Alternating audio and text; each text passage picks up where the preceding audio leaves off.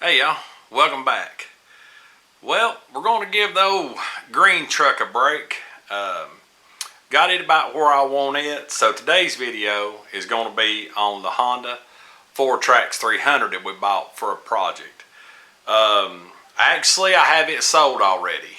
I had a request for a few things to be done to it, but there's a few things maintenance wise that I were going to be doing, so we're going to jump on this 1993 Honda fourtrax 300, and I'm going to show you the parts and what we're going to do to get this thing back on the road and running, where my good friend and neighbor will have will hopefully have it for a long time. So y'all stay tuned.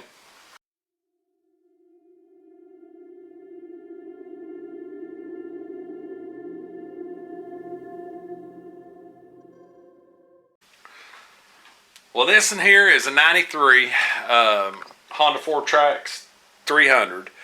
My uncle actually bought it years ago, and he sold it to my great uncle, which he rode it for years, checking cattle and stuff. But you know how it is with farmers and stuff. They tend to tear stuff up and don't care to fix it back. So after a while, all the brakes were broke on it. The cables was bent.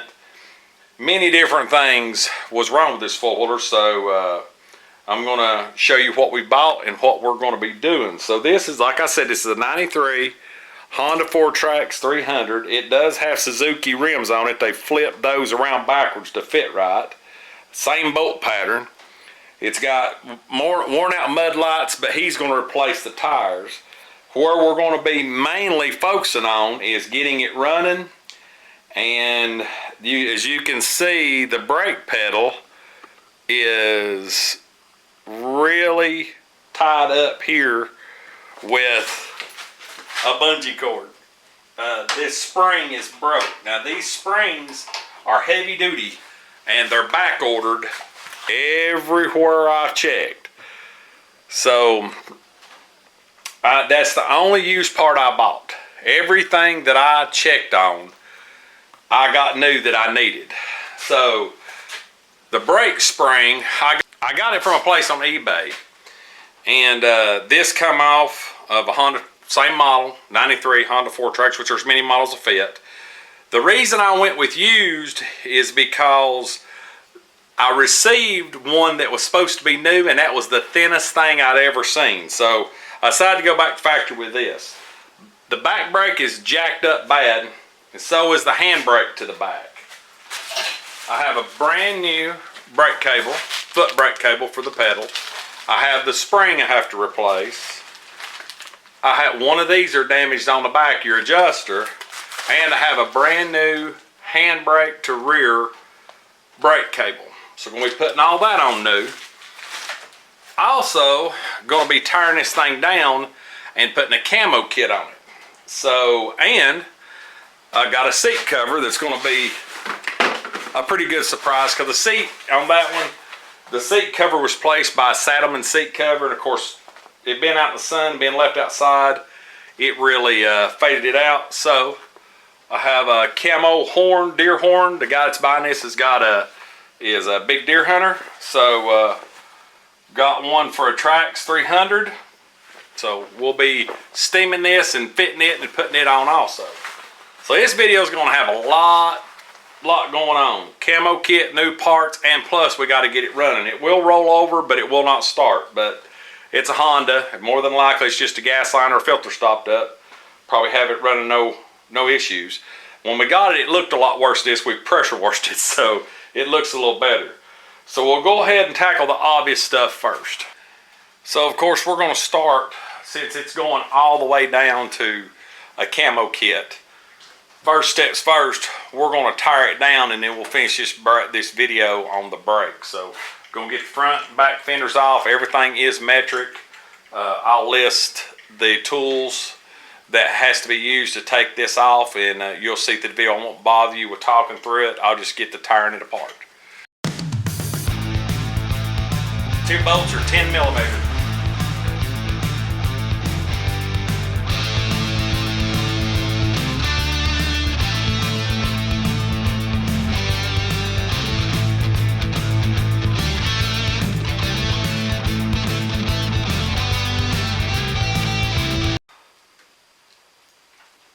it's always good to take pictures of what you're taking apart.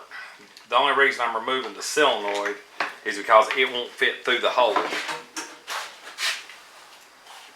So I'm going to set the fuse box and solenoid out of the way.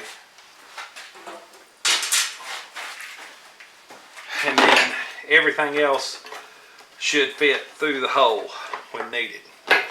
So I've got these two and these two out. Now we'll move to getting the rack off.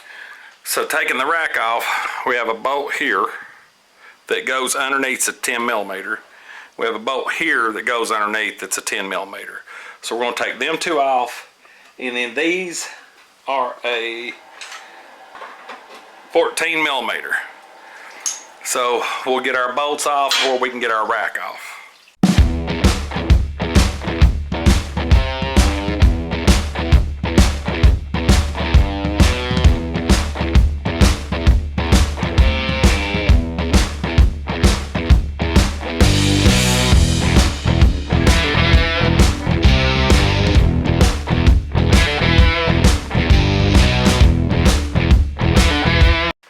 So we got two 10 millimeter bolts here that we'll just go ahead and use the impact since it's making life so much easier.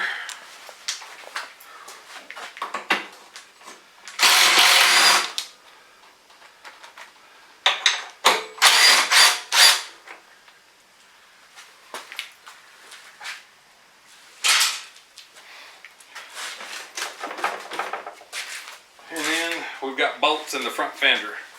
You have a bolt here, which normally is not all the way through the fender. There is actually a slot it's supposed to fit in. But as anybody knows with these old 300s, after a while, those break when stuff goes up and hits, so everybody just drills straight through the fender. So somebody's put 1/2 inch back in these. It's a 1/2 inch or 7/16 head, so we'll impact these out on both sides and this will be ready to pull.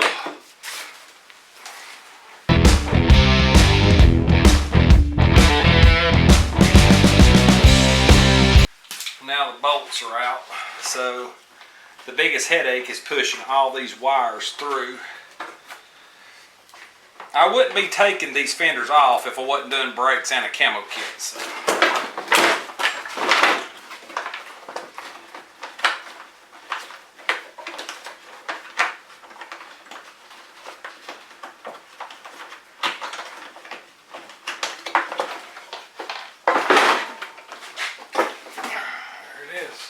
And now we're going to be taking the front rack apart. These are 10s. Yeah, they should be 10s. Somebody's replaced them.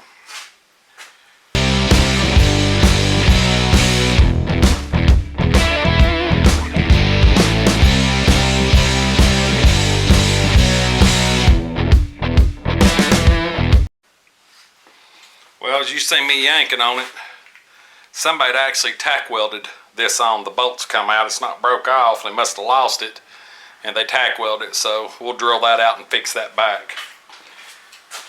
So basically you've got this bolt and this bolt, which is supposed to be 10 millimeter. You should have two 12 millimeters that hold this on. And then you'll have these two bolts, which have been changed out. And somebody's did something on the back of the fender. So we have to take this bolt out and one on the other side. And like I said, on factory, that's usually not like that. So I'm gonna have to take this off and straighten the bracket before, so I can get this clipped, hooked back under here and get all this camoed. So we'll go ahead and figure out what these are and pull this front off.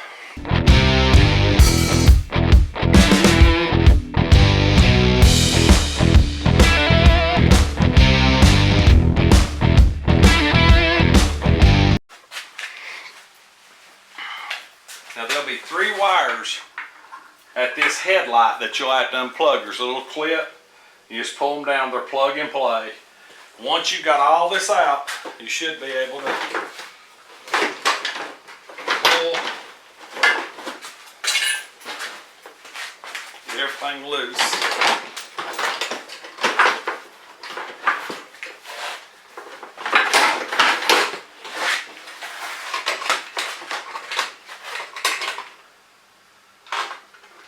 Somebody's wire tied right there.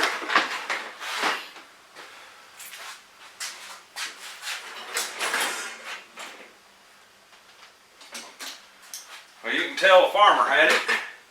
He's got baling wire to help hold things in place, or fencing wire.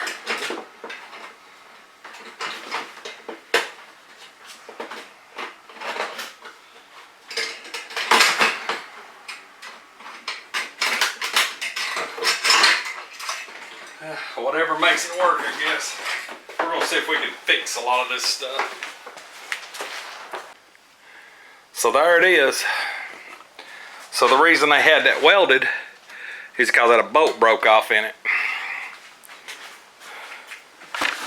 Same as this side, so we're gonna have to get that fixed.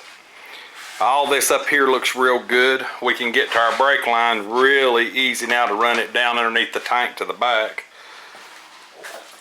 Not going to remove the tank just yet. I'll probably camo it in place. And of course, back bracket and stuff still in line.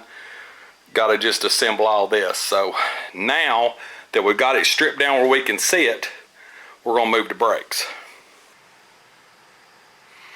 Well, we're going to end this video right here with the tire down. We've got it as far as I want to get it. To start on the brakes, because if I try to do all this in one episode, it's going to be 2 hours long. So there'll be several parts to this video, or there'll be several parts to this series on this 300 four-tracks. So like I always say, if you like what we're doing, please subscribe and like. It really helps us out. If you really like what we're doing, click that bell for notifications so you don't miss a video that we put out. We got a lot of good content coming up, rolling up on our 2-year video. Terabyte videos coming out on the Pioneer. Got some stuff for Pioneer. Got some costs like a T-Rex. We got some more stuff on the green truck. Turkey season opens up Saturday. Just rolling right along. So, as always, God bless, and we'll catch you on the next video. We'll see you.